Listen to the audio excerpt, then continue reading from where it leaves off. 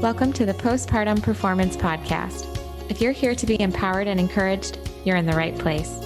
I believe every woman deserves to learn who's in her corner, which is why this podcast was created, to share encouragement and intentional conversations around women's health, nutrition, and wellness for new mothers.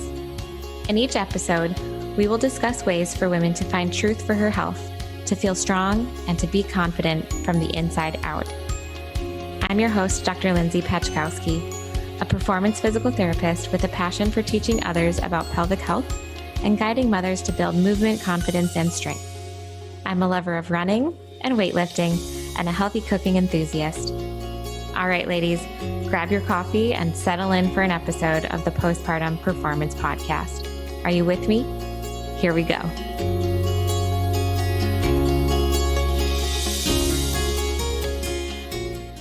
Hey ladies, welcome back to the Postpartum Performance Podcast. Today on the show, we have Dr. Samantha Dean Foss, and we're talking about things like finding your village when it comes to pregnancy as well as postpartum, having the perspective with pregnancy as a healthcare provider, chiropractic care during preconception, pregnancy, and postpartum, and so much more. Samantha is such a great person and such a wonderful conversation that we had on the podcast today. So a little bit more about Dr. Samantha. She is a family chiropractor in Carlsbad, California, with an emphasis in caring for patients during preconception, pregnancy, and postpartum, as well as caring for pediatric patients. She is certified in the Webster Technique, a specific chiropractic analysis and technique used to improve the alignment of the sacral and pelvic joints and release tension in the ligaments of the pelvis and uterus.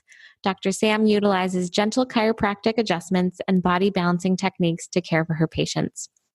Her goal is to facilitate alignment within the body and support patients as they transition into parenthood. She is also currently receiving postdoctorate training in pediatric and perinatal care through the International Chiropractic Pediatric Association. Dr. Sam loves empowering families during this transformational time with specific chiropractic care to allow for successful pregnancies and birth outcomes. Ladies, I had such a great conversation with her and such a fun time recording this episode, and I hope you find some great things of value with this one as well. So, without further ado, let's get to the show. All right, Dr. Sam, welcome to the Postpartum Performance Podcast. Welcome to the show. Thank you so much for having me, Lindsay. I'm excited to have you here. We have some fun topics. Before we started recording, we already were going in on some good conversation. I was like, oh, we got to record this. Seriously. So good. So why don't you just go ahead and share a little bit about yourself and what you do for work and what you're passionate about. Of course. Awesome. So my name is Samantha Dean Foss. I am a prenatal chiropractor in Carlsbad, California, so not far from Dr. Lindsay's practice. And yeah, caring for pregnant mamas is really my passion. I'm in practice with my husband. We've been in practice here in Carlsbad for 6.5 years and really enjoying it. And it's been a really fun season right now for us as well, because we are expecting a baby in October. So here shortly, I'm 34 weeks. So it's been really fun to kind of be on like the receiving end of care and to really be able to understand my patients even more than I was able to, without experiencing pregnancy before. So, yeah. Awesome. Very good. Well, we'll just jump right in. I actually wanted to ask you about that. So being a healthcare provider that specializes in working with women that are pregnant and postpartum and all of that, how it's given you a new perspective being pregnant yourself. What was maybe like one or two of like the most surprising things for you being pregnant, and then you're like, oh, so when they say this, that, or like anything like that? Right. Well, I feel like one of the most surprising things for me has been, as a care provider, a lot of times we're taking care of people who are like coming in with, aches and pains and things like that. And I feel like for myself, coming into pregnancy and, just the care that I've received throughout my pregnancy has really set me up for a good pregnancy. Like I have not been in any pain. That's so good. I'm on my feet multiple hours a day, working 6 days a week. And I guess it sort of reinforced like how important like being preventative and proactive is. And so when I give those recommendations to my patients now of, hey, yeah, I know like you probably don't want to see me every week, but the benefits of you doing that is versus every month is you're not coming in with raging sciatica, or things like that, because we're able to stay on top of it as your body continues to grow and progress, throughout your pregnancy. So I feel like that was something that I already recommended, but now like having the kind of firsthand experience is just like, I can be so much more confident in that recommendation and just like, obviously it's your choice. I want to help you and empower you in like the best way possible, but like, these are my best recommendations and this is why,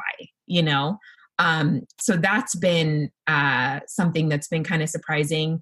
And then I know, like, I don't know, some of the, people come in talking about like being so fatigued, especially like in the first trimester. And I did experience some of that, that fatigue, which is just unreal. Like I thought I knew what they were talking about. I'm like, oh yeah, like you're so tired, right? You're growing a baby. Like, no, it's like next level. But I'm thankful that was, like first trimester. And then once that was over, I was like, oh, I feel kind of back to normal. Like this isn't a forever thing. Right. Exactly.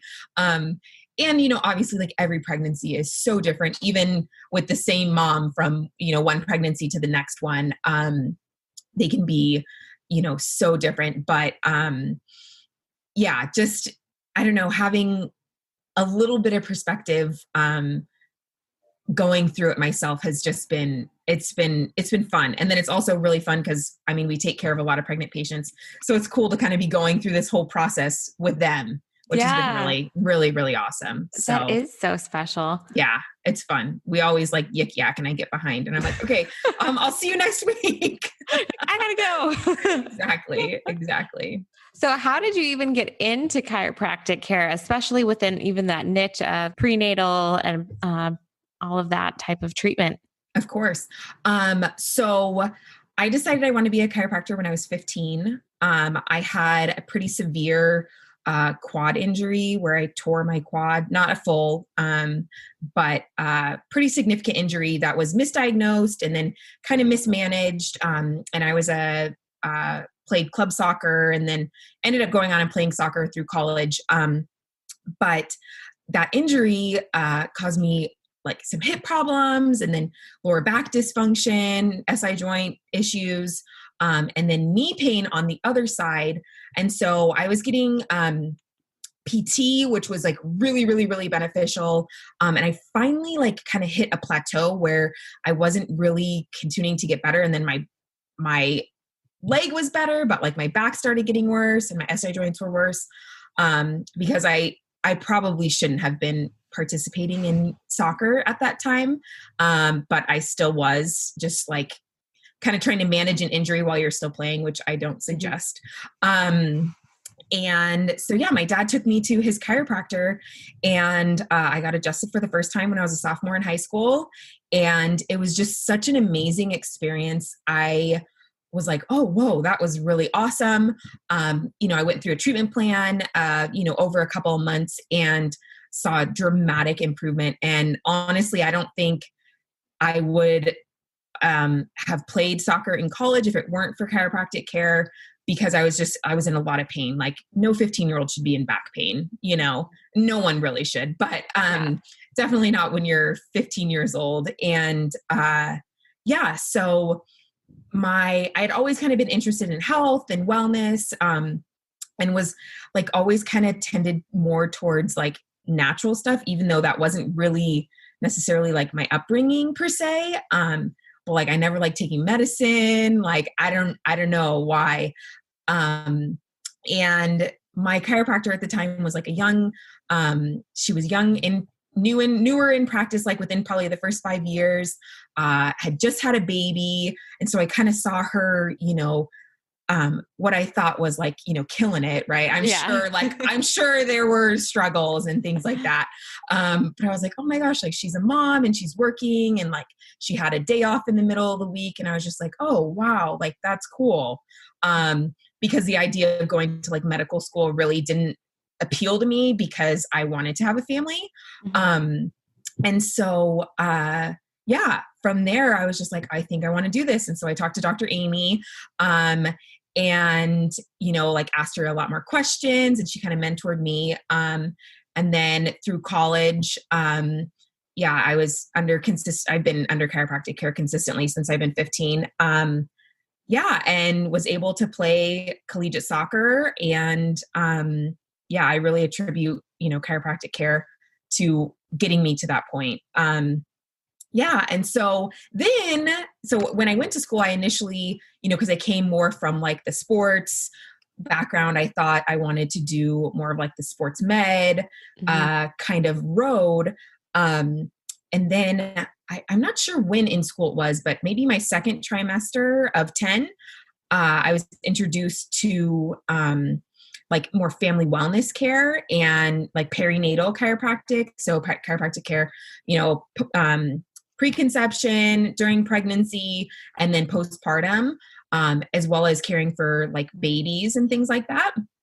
And it was just so mind blowing to me. I was like, oh my gosh, I didn't even really like know that this was a thing. And even though my chiropractor cared for other pregnant moms, it's just like I didn't know. Mm-hmm. And it was so appealing to me because I've always wanted to be a mom. And it's such a tender, amazing time to be caring for women. And so that was kind of where that got started, and got involved in some clubs on campus, and then took a lot of seminars, because you learn like the basics in school, which I'm sure same with you, being a pelvic floor specialist. You learn maybe some stuff, but then you really have to go seek out the specific information. And so, I sought out that, and that's kind of what, led me down this path, which I love. It's just, it's so fun to be caring for, for patients during such a like transformational time in their life. So I really, really, really love it. Oh, that's awesome. I can tell just from how you're talking about it. I can see the passion and hear it in your voice. So when you mentioned, I wanted to touch back quick. What position did you play for soccer? So I was a left wing. Okay. Yeah. So I was a left midfielder, which I think it's an 11 now. They like totally. They changed. Yes. I was just like midfield and I was like stopper, or like that. Yes. They called us a stopper. And I was like, I was a stopper or a sweeper, like depending on, but midfield. Yeah.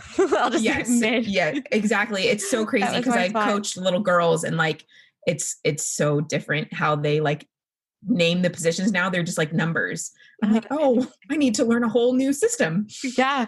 But all of those things are just switching it up on us. Yes, seriously. But you had mentioned too, so you did some more postdoctoral classes and courses, seminars regarding more of that, like prenatal care and pregnancy care. One of those being the Webster Technique.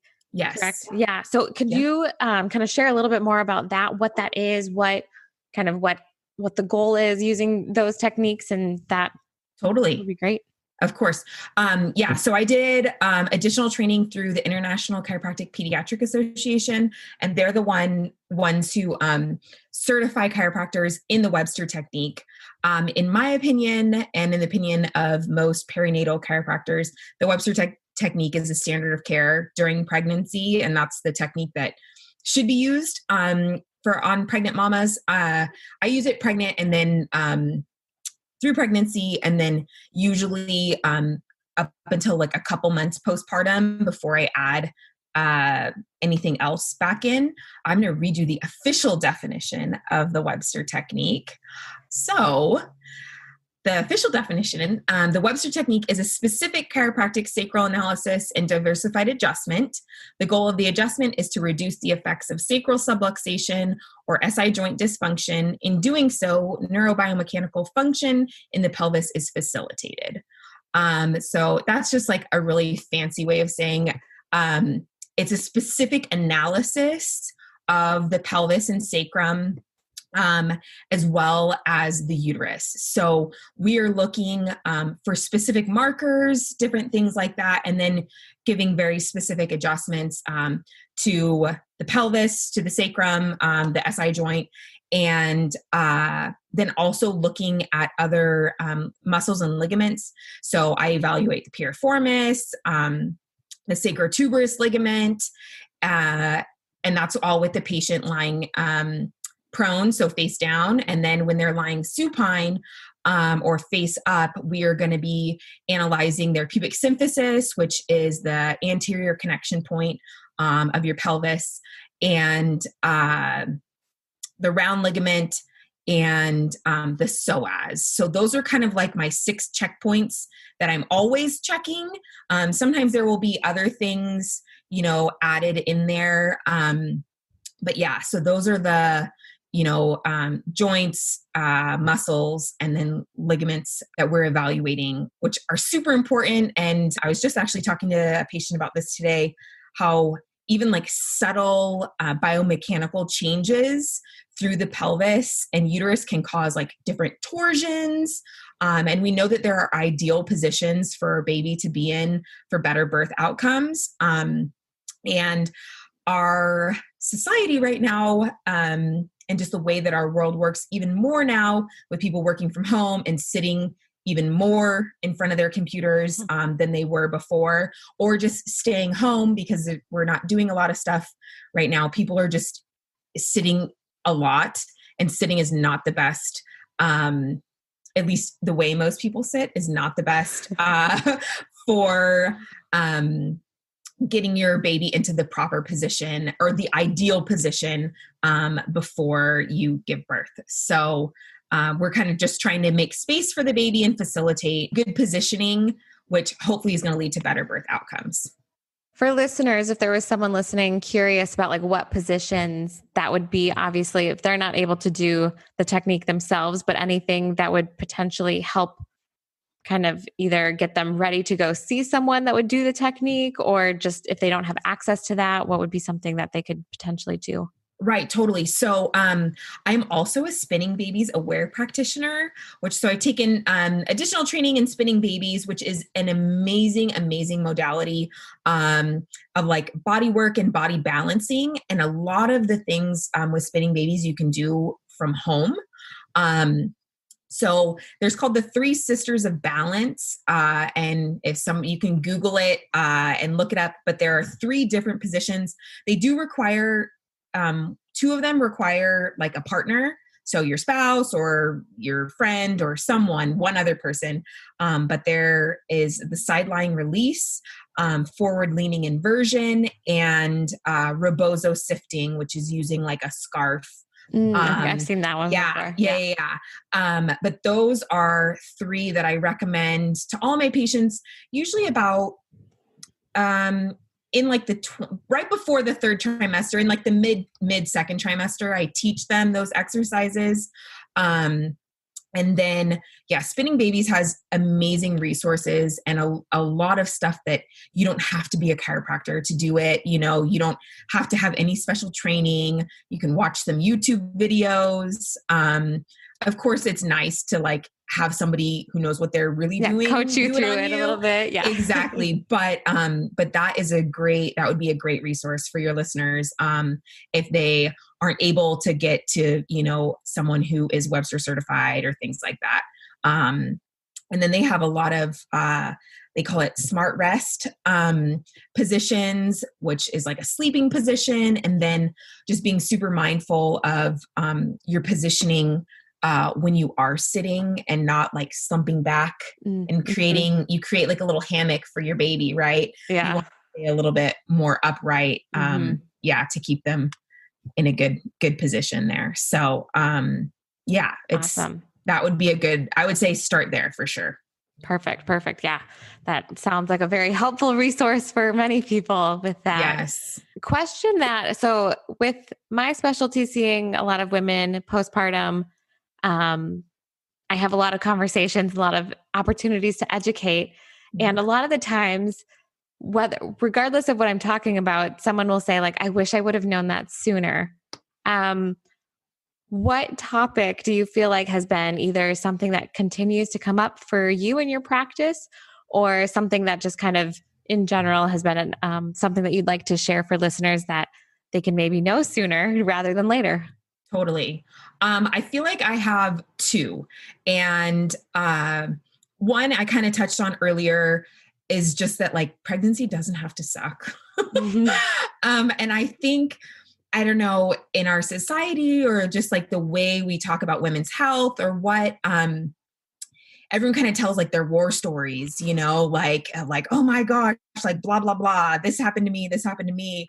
And it doesn't have to be like that. It really doesn't. Not to say that like it's going to be like, oh my gosh, amazing all the time, but like you don't have to suffer in physical pain during pregnancy. Like there are things that you can do. There are resources. There are people who can help you.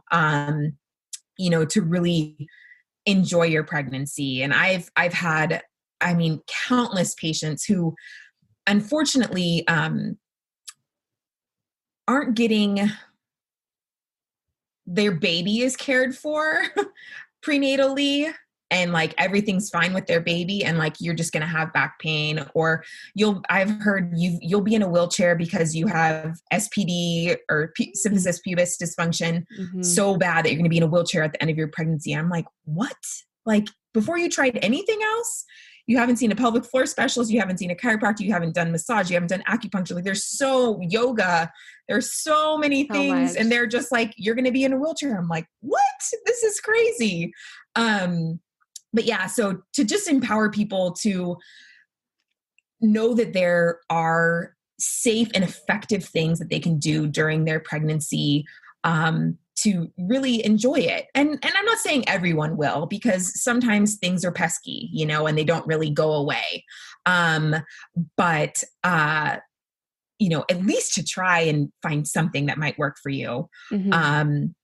I recently had a patient who was just like, oh, I don't like being pregnant. And I saw her one time. The next visit, she was like, oh my gosh, like I didn't know pregnancy could be like this. Because, like the first trimester is kind of like, you just kind of feel lousy. Or Mhm. not everyone, but it's pretty typical to feel nauseous, and really tired and things like that.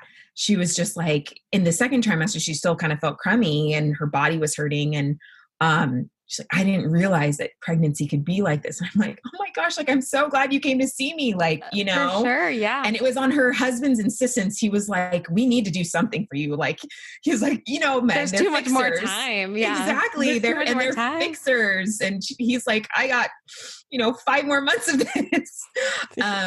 So yeah, we're super excited that they found us. We were talking about too earlier about, like, you were mentioning the fact that you've had some patients come to you as seemingly their last resort or something, but having more of a team, like you were saying, of a team of people. And what does that look like, or who would you recommend? You kind of mentioned a few things of just having like more people in your network, whether that's during pregnancy, after pregnancy, all of the above. Who are those people that you want in your corner? Yeah. So I think especially right now, people need people in their corner, because um, that village of, just like having those girlfriends and people who are, going through the same season as you, uh, isn't, it's not as easily accessible right now. Mhm. Um, and so I feel like those people are pelvic floor physical therapist, an acupuncturist, uh, a perinatal chiropractor, so a Webster certified chiropractor, massage therapist, yoga instructor, YouTube. You can YouTube prenatal yoga. And I have done that. I mean, what I thought my pregnancy was going to be like, doing all of these things to take good care of myself, it hasn't really. I'm still taking really good care of myself, but like I wasn't going to prenatal yoga, for the first 30 weeks. So I was doing it at my house, and I'm not really a yogi. So I just found something on YouTube, and I looked at the lady's credentials and was like, okay, and then also just listening to my own body. But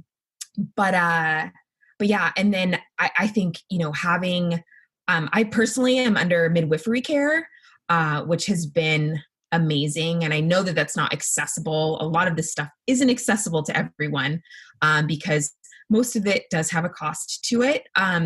But I've been under midwifery care, and just the contrast between what I am hearing. I've never been under obstetrical care during a pregnancy, at least.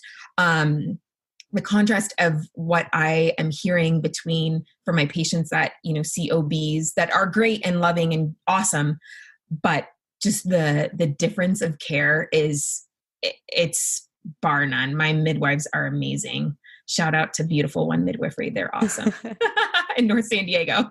But yeah, just the emotional support that we've received, for both myself and my husband.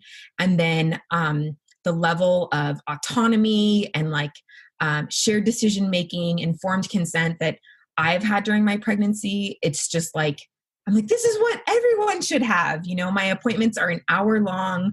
And, probably 15 minutes is like clinical, where they're measuring the baby and we're listening to the heartbeat and doing stuff like that. And the rest is, counseling on nutrition, and, my mental health and just different things like that. So that has been really, really awesome. So having a care provider that you trust, and that you can converse with and actually have a conversation and ask questions to, has been just super, super wonderful. So I would highly recommend, interviewing who's going to be caring for you during your pregnancy rather than just going with whoever you're assigned to or whatever. That's a really big one. Birth doulas, awesome. Postpartum doulas. We are considering, we don't have one hired yet. We do have a birth doula. But we're considering a postpartum doula because my husband will be going back to work relatively quickly to care for my patients and his patients. He'll be busy. You'll all be busy. We will all be busy. We'll all be. So, and then, the support that we were hoping to get from family is going to be less just because of, the weird time that we're in right now. So exactly. So I don't know. Does that answer your question? Mm-hmm. Yeah, went on a major tangent there. No, that's good. Tangents are good. I think it's so cool to hear though, that, being aware of the options that you have, being aware of like building your village. And I think I've been around a lot of women that are pregnant or expecting or postpartum, and just different things about how you can actually like create that for yourself and for your baby, and how it is about the mother. And I think it should be more like, it's so important with the baby. Obviously it is. It's a new life. It's a baby. But to not say that the mom doesn't also get to have some benefit from it, or to have, the village around her as well, and having that support system. So I think it's huge, and awesome that you kind of laid out a few really awesome recommendations for people to find what resonates with them and what that looks like for them, and whether that's, if they're looking for a certain thing, or who can be in their corner. So I think that was really helpful. Totally. That information. Well, and I feel like having those other providers, a lot of times the visits with those other providers are a little bit longer than what you would get with your OB, and then sometimes are more frequent, because typically with an OB with like a physiologically normal pregnancy, you're probably not going once a week until the very, very, very end, 36 weeks plus. Otherwise, you're seeing them every other week or even once a month. And so to have people who have resources, who can answer your questions, I'm constantly like, well, what did your OB say? oh, I forgot to ask, or like they were in and out really quick. I didn't have a chance. And it's such a bummer, but I'm also super grateful that I can be a resource for them. Just like I'm sure this happens in your practice as well, Mm-hmm. of just like, I'm sure like the 6 week, Yeah. follow-up visit. Oh, they said I can have sex again. And it's Yep. like, oh my gosh, it's so much more than just that. Right. Mm-hmm. Absolutely. Yeah. And they're not addressing, all the other things, or even making the referrals or recommendations of like, well, you're good on this aspect, but like, let's work through this and let's get you to this provider so that we can get you back to, or get you in a place of like not dysfunction. Mm-hmm. Yeah. Yeah, Supporting and being able to even like build that foundation to set you up for success. I think sometimes people think totally. this is my normal, whether that's, back pain during pregnancy or leaking postpartum or things like that, where it's Right. like, okay, yes, that can happen, but that shouldn't be what you're expecting. And Right. like thinking like, oh, well, this is just what it is. Like Right. there's a reason why there's people in this world that are dedicated to work with new mothers and Right. women that are pregnant and all of those Right. things, because we know that there's a better option. And so Totally. that's why I Well, wanted to start this podcast, to share that with everyone. With so everyone. good. And and I'm sure you're saying this too.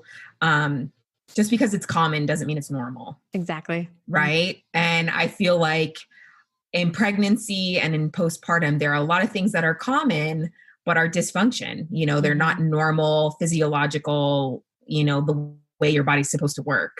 And you don't just have to like accept it, like Yeah. there are things that you can do to help yourself. So, yeah. And I feel like having, even just like one of those people in your village, like they know people, Exactly. Yeah. and so like you don't need to know all of these people, like you just Mm-hmm. need to know maybe one or two, and then ask them, for Yeah. resources.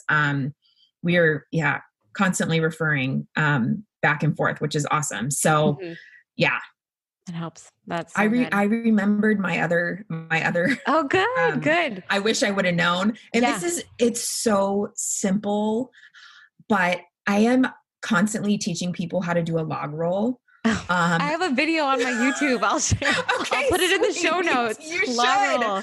I will. Yes, because and I always tell them, I'm like, doing a sit up to get up is not going to hurt your baby, right? Your baby's going to be fine. But when it comes to postpartum healing, you are doing yourself a disservice, and you're putting a lot of strain and stress on that fascia that's already strained and stressed. Mm-hmm. So do a log roll, and it's Yeah. also not helping your lower back either. Exactly. Yeah. I'm like, it's Like, not going to hurt your child, but like just roll to your side and come up that way. absolutely. Yeah. Listeners, I will put my video in the show notes so you can see how to do a log roll.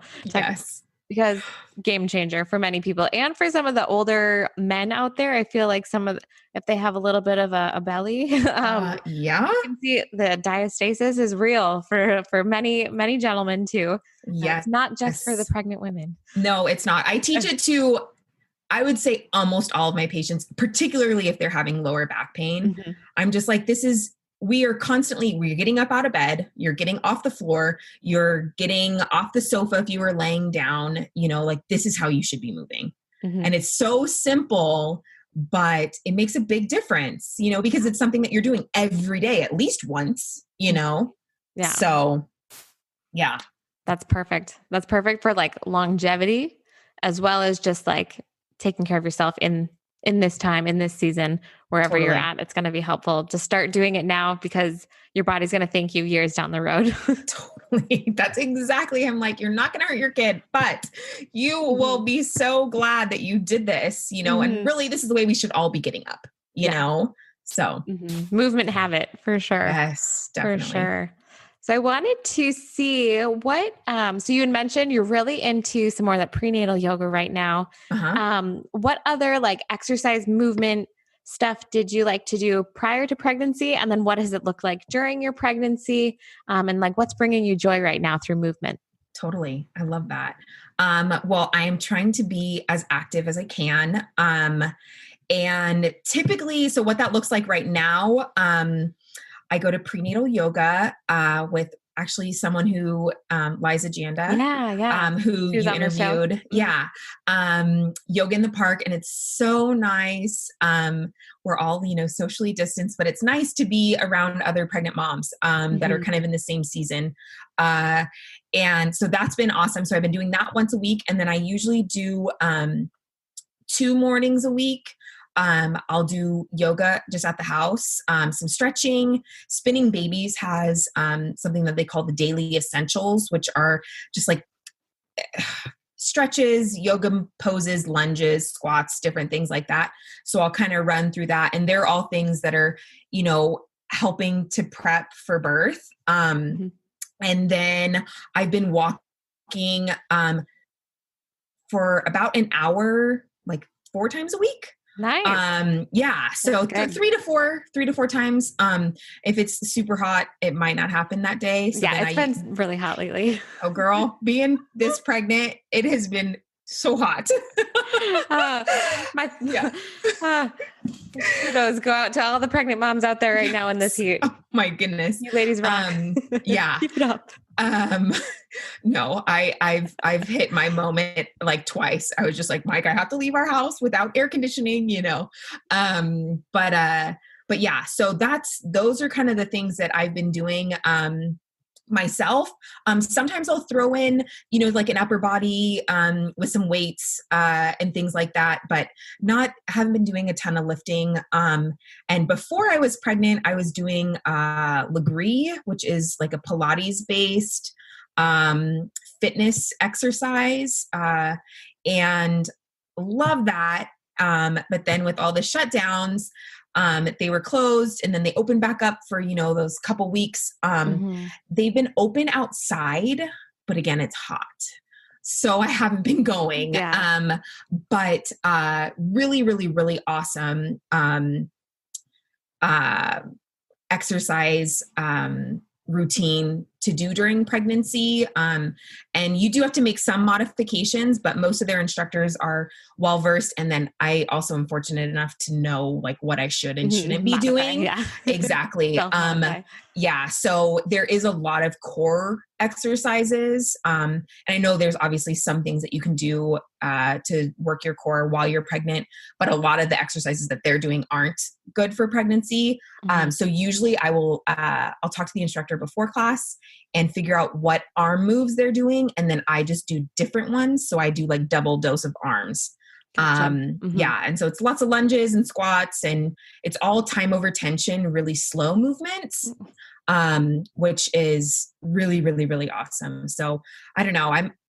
Part of me is like, oh, I want to go back a couple of times. And now I'm like, oh, I'm very pregnant. So I don't know. I might get back out there. Yeah. So that was what I was doing 2 to 3 times a week, before, in my early pregnancy, like the first trimester, I was doing that. But yeah, so I look forward to getting back to it, postpartum. So. Yeah. And hopefully at that point too, things will be open and not necessarily outside. Hopefully cross our fingers that I know. And normally I'd be cool to do outside and I'd be doing yoga outside, but, yeah, it's just like really hot. Absolutely. It'll cool down a little bit, right? I hope. Yeah. It should by then. I think it's such a good highlight though, to talk to the instructor if you're doing group exercise.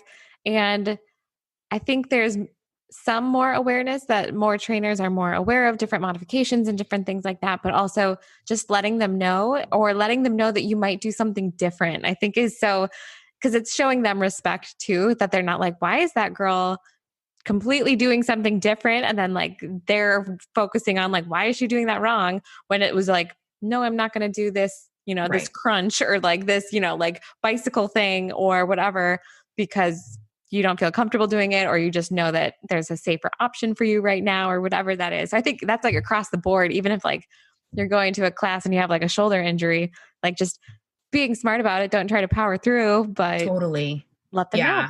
Definitely. Yeah. That's cool. Yeah. And all of them they're always like, oh, do you need some suggestions? And so, I think just being, transparent, is like you said, being respectful of them, but then also like being respectful of your body and not just being like, oh, this hurts so bad, I'm going to keep doing it. It's like, no, if something is not working for you, ask for help. Hey, am I doing this wrong? If they come and give you a correction, you still aren't able to like do it properly without having pain. Okay. Can you give me something else? You know? For So sure. For sure.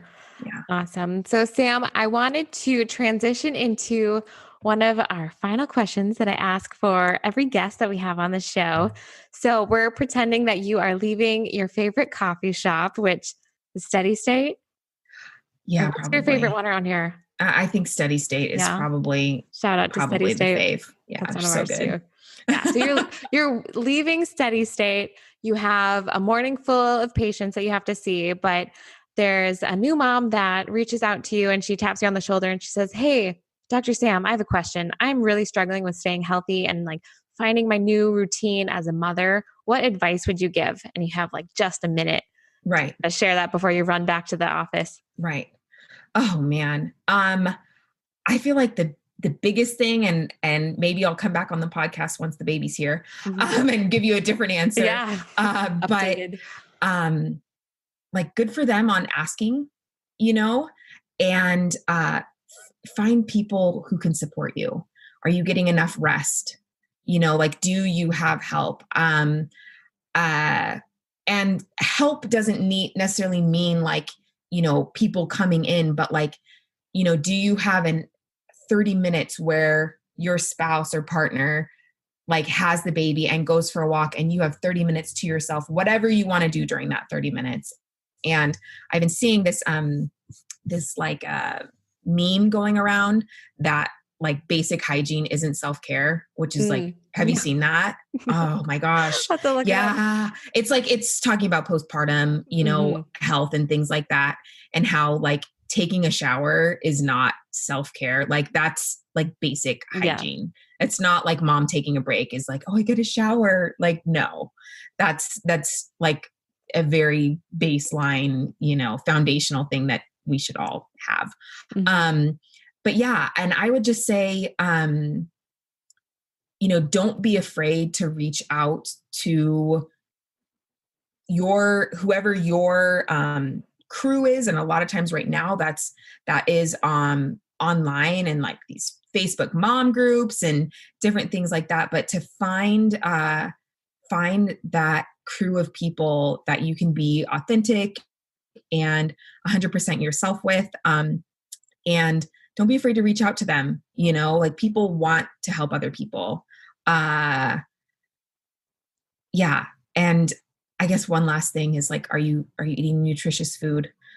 That's like, you know, throw that in there. Yeah. During that, you know, initial postpartum healing phase of, if you're not giving your body sustenance, that's actually, you know, going to help you heal.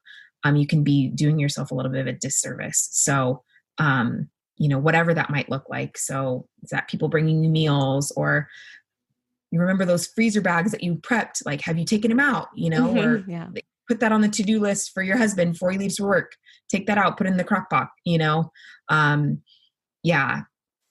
Those would be kind of my big ones. I love that. She hit the jackpot asking you. That's some good advice. That was more than a minute. I'm going to be late to my patients. Yeah. I was helping a mom. Like, okay. You're running. You're like, wait. Oh, that's so awesome.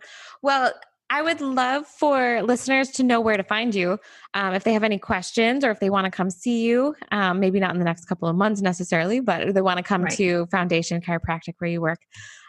So where's a good place for people to get a hold of you?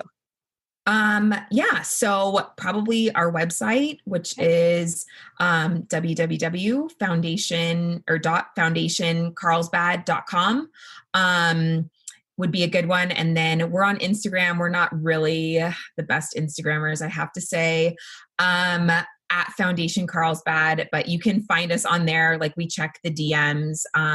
Not super good at posting. I don't think I've posted anything during this entire pregnancy. I think we posted the pregnancy announcement. That's probably it. And that's justifiable.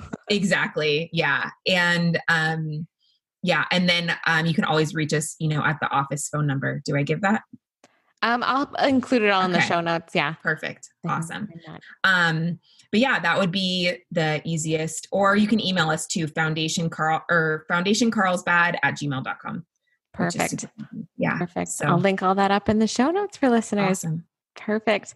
All right. Sam, thank you so much for being on the show. Lindsay, thanks for having me. It was so fun. good to connect. It's been a while since I feel like the last time we had grabbed coffee, it feels like it's been like years. I know. And we were supposed to do our thing in person. We'll do it eventually. We will. Yeah. I have hope that there will be a time where we can do more things in person with more people. Yeah. I'm super excited for you and your growing family, for you and Mike and the baby on the way. Looking forward to updates on how that all goes. But again, thank you so much for being on. That was so fun. Awesome. Thanks, Lindsay. I appreciate it. Thanks so much for listening to this episode of the Postpartum Performance Podcast. I appreciate you taking the time to listen, learn, and grow. If this is your first time tuning in, thank you so much for being here. The aim of this podcast is to provide oodles of the best possible content to help empower women, eliminate the phrase, "I wish I would have known sooner" around pelvic health, and to encourage personal growth through the postpartum journey to becoming the best version of yourself. If you enjoyed the show and found the content helpful, please remember to subscribe to the podcast and leave a 5-star review. These subscriptions and reviews help other mothers discover the podcast. If you're a regular listener, thank you. I encourage you to tell a friend about us or post on social media sharing your favorite part for today's show. If you're looking for more content like this, please follow me on Instagram at Postpartum Performance. Remember, mothers, if you're seeking to live life strong, I'm here with you in your corner. Continue to be brave, stay strong, and live confidently.